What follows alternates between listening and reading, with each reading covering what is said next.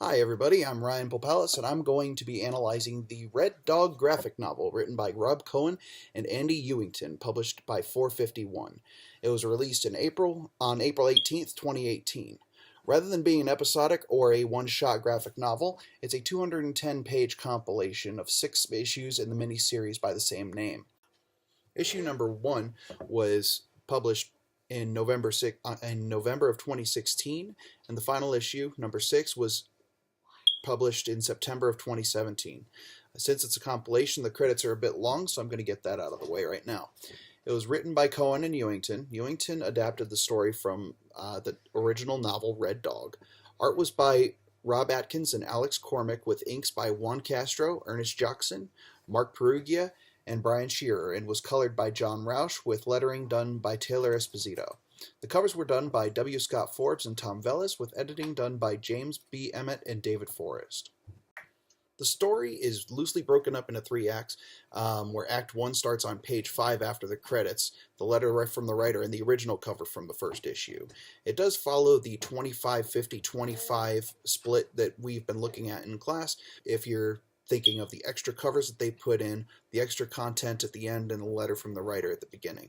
So it could be a little hinky when it comes to trying to get it to go 25-50-25, but it does break down pretty well with the larger second act and the smaller first and third acts. I thought they were going to break up, like, say, Act 1 might end at the end of issue number 1 or 2, but it didn't break up that way. The act breaks were kind of in the middle of different issues, like with the first one ending in the middle of issue 2.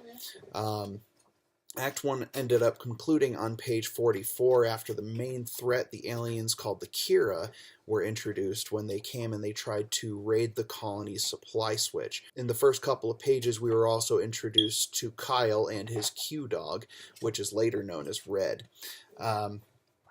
Let's see.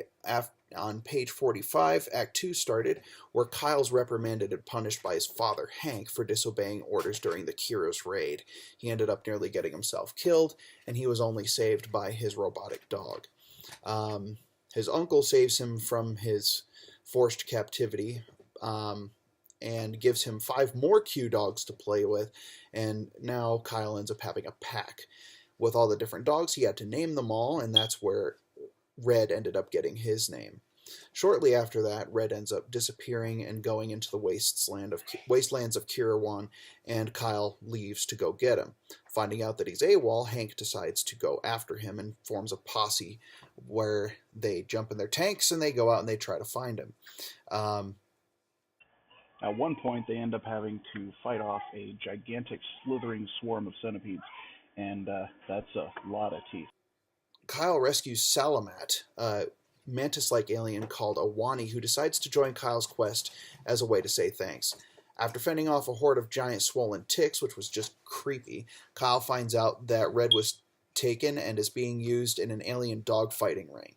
He breaks up the Kira's fun, rescues Red, and Archer, the golden robo-dog, gets killed. Old Yeller reference? Probably. Kyle gets run through with a harpoon, Hank shows up with the remainder of the posse, and they all escape. That concludes Act 2. I found that was probably a pretty good breaking point. On page 169.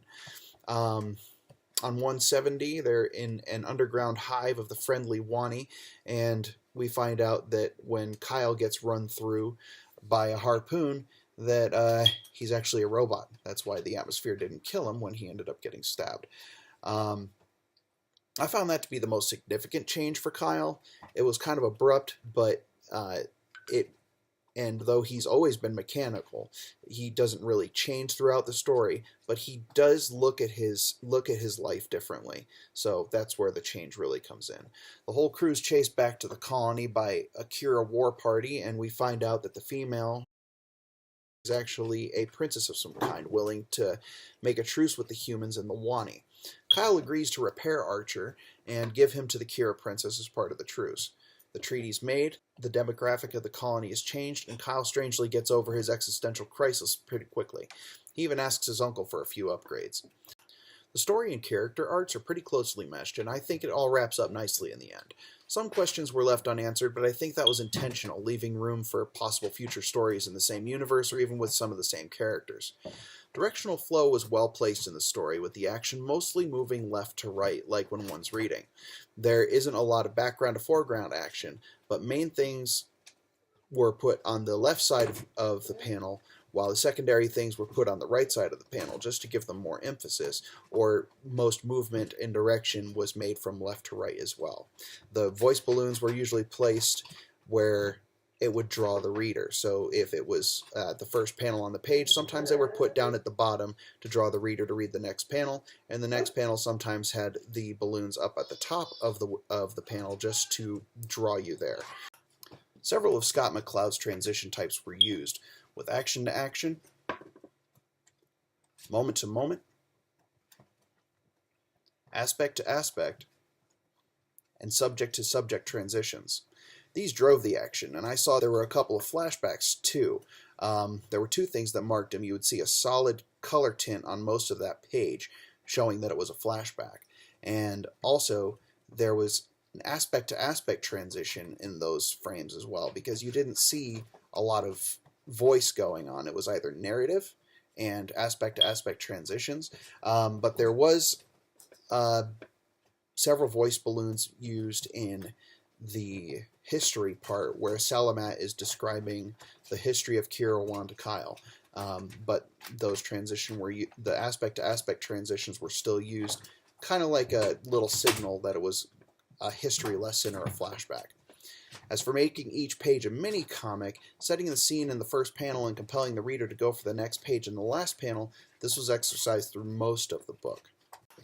I would definitely recommend this book to the class just simply because it's a pretty good example of a lot of different things. There's a lot of different types of transitions. You have a pretty good act split, even though it's definitely not a 25-50-25 split, but it's a pretty good example. The artwork's fun, the story is engaging, and it definitely brings out several different good aspects to a comic or a graphic novel that would be beneficial to someone who's reading the book for the class. Would I recommend it to my friends? I'm a sci-fi geek, so I would definitely recommend this to my friends. I've already recommended it to my brother, who's read it and he liked it, even though he thought the story could have gone a little bit deeper, and I agree, but it was a miniseries. It wasn't an open-ended type story.